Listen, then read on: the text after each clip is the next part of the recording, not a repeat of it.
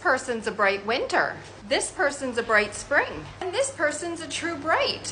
What is the bright palette? I find this to be the most misunderstood palette of them all. The bright palette is the palette that rests between winter and spring.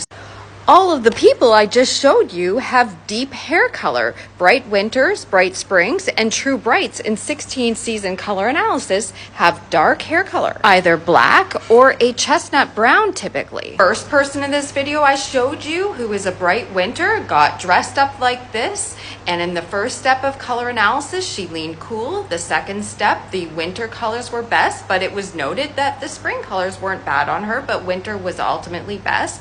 And in the last step of color analysis, when the flows of winter were looked at, bright winter was ultimately best. She has a neutral, cool undertone. The second person I showed you got dressed up like this. She is a bright spring. And how was bright spring determined? In the first step of color analysis, she leaned warm. In the second step, spring was ultimately best, but it was noted that the winter colors weren't bad on her. And then in the last step of color analysis, the bright spring colors were best. How was our true bright determined? Step 1 of color analysis, it was noted that cool and warm were equally good.